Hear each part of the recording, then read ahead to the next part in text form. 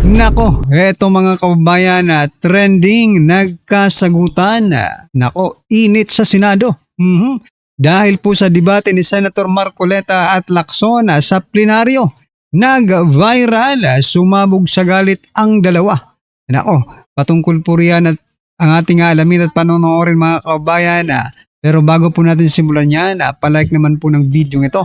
Malaking tulong po yan mga kababayan. Maraming salamat po. At eto na nga, wag na po natin patagalin.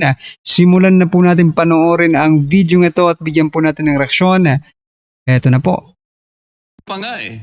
There are two public officials I will reveal this morning. Ganun lang. At hindi mo pinatawag.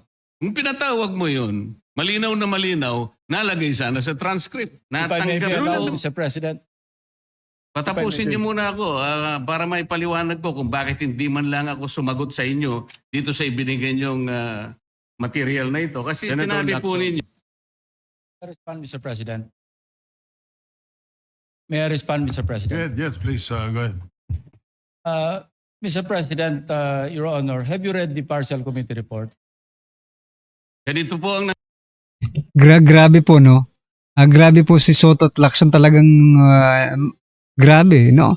Nagsasalita pa po si Senator Marcoleta. Pag gusto magsalita ni Lacson, talagang walang makakapigil kasi magkasabwat nga itong dalawang ito, no? Magkakampi po sila. nangyari, Mr. No, have you read President. the partial committee report? That is my question, Mr. President. Binasa ko po, ngunit hindi ko po magawan ng paraan kung paano ko po itatrato. Ginagalang na Kasi Senator kahit- Ping Lacson, kung siya po ay papayag. My pleasure, Mr. President. Hindi ko po alam, Mr. President, Your Honor, kung paano ko, saan ako mag-uumpisa sapagkat hindi ako ang subject matter ng aking dineliver na privilege speech kahapon. Kaya kung sagutin at iisa-isahin sa inyo, ngunit ang nangyari, parang ad hominem ang nangyari. Sa akin po, natutukoy lahat ang inyong privilege speech ngayon, samantalang ang inaasahan ko ay sasagutin nyo yung privilege speech kahapon. Kasi kung ganun pong mangyayari, Mr. President, malilihis na naman po tayo sa inaasahan ng ating mga mamamayan. Dito lilitaw ngayon ang nauna pong mga patakarang nakita ko sapagkat kailanman hindi natin makakalimutan at huwag nating kalimutan na talaga pong nilimas po ang kabangbayan. Yun na po yung gusto nating pag-usapan dito.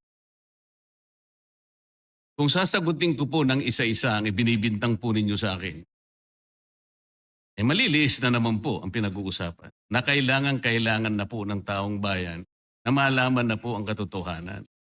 Sino po ang may pakana? Sino po ang mga mastermind sa nangyaring nakawan sa ating kabangbayan?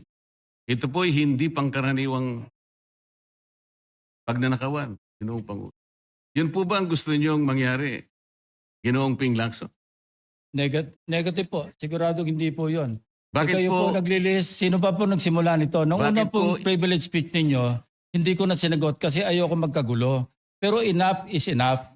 Kahapon, nanonood ako sa aking opisina, gusto kong bumaba, kaya lang malalim na ang gabi at ayoko maabala yung trabaho sa Senado. Kaya nagsabi ako sa ating Senate President at ito'y na-manifest niya kahapon, narinig ko, na I was told na sasagot ako ngayong araw na ito. Wala pong gustong maglihis sa usaping flood control. Ako nga po, very passionate po ako dyan, mulat sa pool. Wala po kayo rito. Ako po'y talagang lumalaban sa korupsyon. Very passionate po siya sa pagtatakip ngayon sa mga mastermind. Wag mo na kaming anuhin, Lacson, no? Wag mo na kaming bulahin, no? Wag mong, iyan na naman, di ba? Sinasabi niya, wala ka pa rito. Lumalaban na ako sa korupsyon. Parang sinasabi niyang, baguhan ka lang, di ba? Ako, dati na ako dito Lumalaban ako sa korupsyon. Ikaw, bago ka lang. Hindi ka pwedeng umasta. Parang ganun po ang dating, di ba? Pagdating sa national budget, pagdating sa lahat ng usapin, hindi nyo po matatawaran ang aking hangarin. Maituwid ang lahat ng katiwalian dito sa ating bansa dahil hindi po tayo muusad. Pero enough is enough. Patuloy Iba naman po yung nakikita ng taong bayan, no? Iba yung sinasabi mo, iba naman po yung ginagawa mo. Yun po ang sabi nga, action is better than words, no? Kaya kung gusto mo talagang ganyan na ikaw ay sa paningin ng taong bayan ay, di ba? Lumalaban ka sa korupsyon. Well, yun ang gawin mo, di ba? Huwag kayong duwag. Tuloy po kayo sa pag-atake sa akin. Balikan nyo po, Resi sa Loquitur. Andyan po lahat eh. Wala po ko inimbento. Salita nyo po lahat yan eh. Sabi nyo, iniinsulto ko kayo. Sagutin nyo po. Totoo po ba o hindi yung ating napanood sa mga video? Totoo po ba o hindi yung aking mga binanggit? Tapos na po kayo. Tapos na po. Kasi po ganito May I eh. suggest that the two gentlemen address the chair instead of addressing each other. Sorry, Mr. President. Pagpaumanhin po ninyo, Ginoong Pangulo, ngunit nakakalimutan po ng ating Senator Ping Lacson na siya po ang nagumpisa sa ngayon lang eh. Ako raw po ay defensor ni Vizcaya. Palagi niyang ipinipilit yon. Hindi niya makalimutan ang sinabi ko na nung ako po ay nasa Blue Ribbon Committee, tungkulin ko po kasi na ipaglaban ang sino man, witness man siya, resource person, siya po ang kauna-unahan na nag-apply ng Witness Protection Program. Sa aking palagay po, nung panahon na yon, ay kakailanganin namin siya sapagkat mga pangalang malalaki ang dapat na makuha natin. Hindi naman siya, ang ibig ko sabihin, si Vizcaya po ang mismong nagbigay po ng kanyang kagustuhan. Nung una po, Mr. President, ayaw ko nga maniwala sa kanya. Kaya sinabi ko sa kanya, gumawa ka ng sulat, kahit sulat kamay, para sa ganun, walang masabi ang iba na parang ako pang nag-initiate sa'yo dahil hindi kita kakilala. Kailangan malaman muna natin kung ano ang laman ng iyong testimony. At kailangan ma-determine natin kung talagang meron kang may kukontribute na mga pangalan. Kasi importante na lumitaw ang mga pangalan ng mga taong talagang utak ng pagnanakaw na ito. Yun po ang pinag-umpisahan nun eh. Dahil mabigat ang kanyang gagawin, Mr. President, nakita ko sa kanyang kagustuhan na siya sumailalim sa Witness Protection Program. Kinilala ko naman yun, Mr. President. Malalagay nga sa alanganin ng buhay niya. Yun po naman yung nakalagay sa batas eh. Bakit ngayon akusahan ako na ako pa ang nagdidepensa sa kanya? Nandun naman po sa batas eh. Kaya nga po nang ipilit po ng ating DOJ Secretary na pinipilit niya magkaroon ng restitution, sinabi ko huwag mong gagawin yan. Wala naman sa batas yan eh. Ipipilit ninyo sa pamagitan ng memorandum ninyo na kahit wala sa batas para siya maging katanggap-tanggap na witness protection program witness, ay gagawin niyong mag-restitute siya. Wala po sa batas yun, Mr. President. Yun po yung nilalaban ko. Kung napagkamalan niya na dinidepensahan ko, hindi po pwede yung ganon, Mr. President. So ngayon, hanggang ngayon, pati ba naman ng asawa ko na independent director, kakalantariin pa rito. Saan ba natin pag-uumpisa ng pag-uusap na ito? Pagkatapos, ipipilit na naman ninyo yung Kalayaan Island Group. Ano po ba patakaran dito, Mr. President? Ginoong Lacson? Kailangan bang samot-samot ang gagawin mo para sa isang privilege speech? Kayo po'y matagal na sa Senado. Alam ko po, kabisado nyo yung patakaran dito. Ang isang privilege speech nakatutok lang sa isang subject matter. Pero ang gagawin po ninyong samot-samot ito at pagkatapos ay mag-uumpisa kayo na para bang ang nilalaman ng privilege speech ninyo eh puro ad hominem. Wala po tayong matatapos dito. Ang hangarin po natin dito ay yung subject matter na pinipilit natin sapagkat ito po ang inihintay ng taong bayan. Kung sasagutin ko po ng isa-isa at ang iba po'y sinagot ko na, ay lalayo po tayo. Ang akin pong tinatanong sa aking privilege speech kahapon, ay bakit parang hindi ninyo pinagbigyan ang ibang mga tao na napakarami nilang dapat sabihin para sa ganun malaman natin ang katotohanan. Kayo po ang nagsabi, Senator Lacson, Sir President, napupuntahan natin lahat ng lugar na kung saan ang ebidensya. Hindi po ba kayo po ay nagpahayag noon dito sa plenaryo, Mr. President, Senator Lacson, at sinabi niyo na ang presidente ay name drop ni Yusek Bersamin. Hindi ko man lang po nakita yung kanyang katauhan na ipinatawag niyo dito. Samantalang napakalaki ng dapat niyang ipaliwanag sapagkat kayo po ang nagsabi sa pamamagitan ng pagtitiwala ninyo sa ibinigay na testimony ni Yusek Bernardo na niname drop niya ang presidente. 100 billion pesos po pinag-uusapan dito na kung saan ang porsyentong tinanggap nila sang-ayon din sa inyong pagpapahayag ay 8 billion pesos. Nagtataka po kami, ang taong bayan, hindi nyo man lang pinatawag si Yusek Bersamin. Nagtataka din po ako. Alam po ninyo ito. Nakiusap. Nagpresenta si ex-Governor Chavit Singson. At ipo'y iminungkahi ko po sa inyo. At ang sabi nyo, sige po, sa susunod na pagdinig natin, ay iimbitahan natin siya. Sapagkat marami raw siyang gustong ibahagi sa ating pagdinig tungkol sa mga project sa Ilocos. Ngunit hindi po niyo tinawag. Yun po yung pinagtataka. Ito po yung gusto ko sanang sagutin ninyo. Sa akin po wala nang kwenta kahit na ako'y patutsadahan ninyo. Na ganito ako, ganito kami, ganyan. Hindi na po mahalaga sa akin yun eh. Ang mahalaga po, Mr. President, ang taong bayan ngayon na naghihintay ng kasagutan sa maraming katanungan nila kung magagawa pa natin na buklatin lahat ang dapat buklatin. Kilalanin kung sino dapat kilalanin.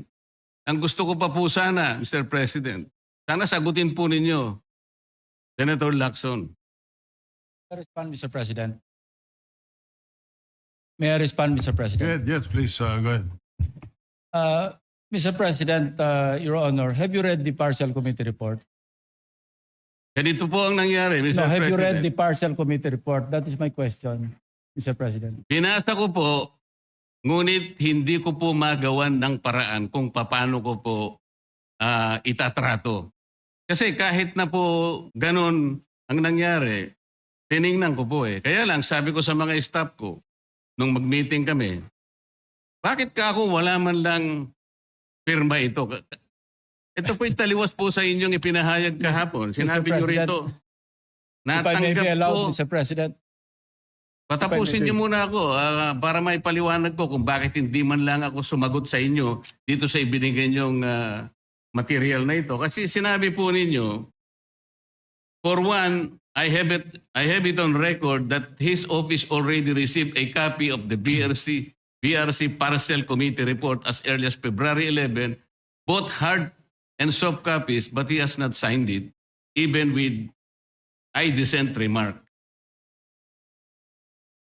It follows that as chairman, I was first to sign before routing the same contrary to his claim that I did not. Kahapon lang po namin nakita ito, Mr. President. Pero hawak ko po dito yung ipinrint naming kopya na nakuha lang namin sa isang link sa PDF document. Kami lang po nagprint nun. Wala pong pirma.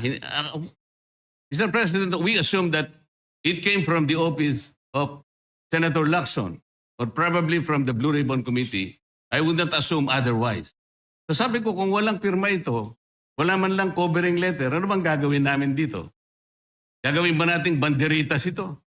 Ganun po ba yung pagbibigay ng isang importanteng dokumento? Kung inaakala po yung importante ito, eh bakit wala naman pong pirma man lang?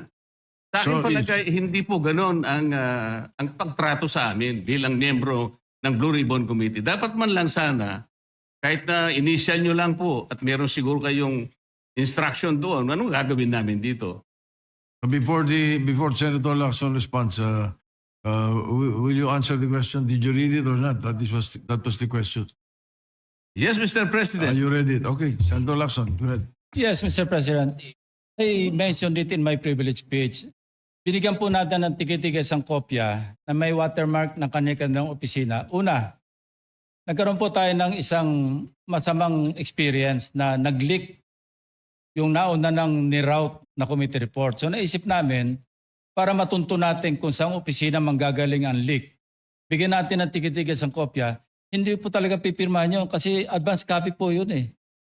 Nasabihan po namin ang kanilang mga staff na kapag ready na sila na pumirma at nabasa na nila, hudyatan nila kami, ipapadala namin yung physical or yung hard copy. Nandun po yung signature page, nakapirma po ako doon. Hindi ko po pwede ikalat yon nang wala akong pirma kasi ako yung chairman. Hindi niyo po narinig yung aking paliwanag sa aking privilege speech na talagang walang pirma yung aming ikinalat sa bawat miyembro. So ang lumalabas pa dito mga kababayan, confidential yung report ninyo. Dahil hindi ninyo pwedeng ipagkatiwala sa mga miyembro ng BRC committee. Di ba? Kasi saka pa lang nila pag-confirm na napipirma po yung senador. Ibig sabihin confidential yun mga kababayan. Di ba? O bakit? Confidential document po ba ang BRC report? Nagtatanong lang po tayo mga kababayan, di ba? Dahil yon para lang mapabilis kasi 400 pages po. Alam ko magtatagal mabasa. So para simultaneously, isipin niyo po Mr. President, kung isang kopya lamang yon na aking igagala sa 17 o 20 miyembro ng Blue Ribbon Committee, isang taon po, baka hindi pa tapos mabasa. So gumawa kami nag-devise po kami ng isang pamamaraan para simultaneously, sabay-sabay nilang mabasa with the advice to their staff na kapag Bakit di ninyo i-print? No? O bigyan yung isang copy yan. 400 pages, i-print nyo. Ha? Nakakapagnakaw nga yung mga hinayupak ng trilyones. Yung pag-print lang report na yan, hindi nyo magastusan. Di ba? Hindi, totoo. Di ba? Bakit hindi nyo i-print? Oh, nakakapagnakaw nga ng billions, trillion. Sa kaban ng bayan, itong pagpiprint lang, hindi nyo pa magastusan. Nako po. nabasa na at ready ng pumirma, sabihan kami, dadali namin yung kopya na mayroong signature page at sa kanila pipirmahan. Katunayan kahapon po si Senator Bam Aquino. Binigyan namin sa kanya yung may signature page at pumirma siya. Hindi po matatapos kung yung 467 yata na pages, iisa-isahin namin iikot. Mahirap po. Gumawa na nga kami ng paraan para matakil na sa floor, ma-defend ko, at makamove forward tayo na tulad ng binanggit ko sa aking privilege speech, simula na tayo uli ng mga panibagong pagdinig. Ngayon, sinabi po ni Senator Marcoleta na bakit hindi inimbitahan si Undersecretary Bersamin. Kaya ko po tinanong, kung nabasa niya na yung report, kung meron po siya maipakita sa akin doon sa committee report o doon sa TSN, sa minutes ng pagdinig na nabanggit ang pangalan ni Undersecretary Bersamin. Bukas na bukas din po o bigyan natin 3-day notice rule. Tatawag po ako ng pagdinig, ipapatawag natin si Undersecretary Bersamin. Ang binabanggit niya po yung aking interpellation sa DBCC na kung saan si Undersecretary Bernardo gumawa ng personal na sulat kay Pangulong Bongbong Marcos. At sinasabi niya doon na ito yung mga personalidad na alam niya, na naalala niya na merong allocable at kung ano-ano pa. Wala po sa Blue Ribbon Committee minutes yun. Sa labas po yan sa plenaryo, sa DBCC, sa National Budget Deliberation. So kung may papakita po sa akin. So, kung seryoso ka na lumalaban ka sa korupsyon, di ba? At yun pala ang naging pahayag doon kahit saan pa man yun at narinig mo mismo, Senator Ping Lacson. Bakit hindi mo ipatawag? Di ba? Magaling magpalusot.com ito. Opo. Magaling pong magpalusot.com sa Senator Ping Lacson. Huli na. Huli pero di kulong. Ayan, yun pala yun. Anyway, ano po ang inyong opinion, reaction patungkol po dito mga kababayan? Just comment down below. At syempre, wag mong kalimutang i-like at i-share po ang video ito. Malaking tulong po yan mga kababayan. Maraming salamat po.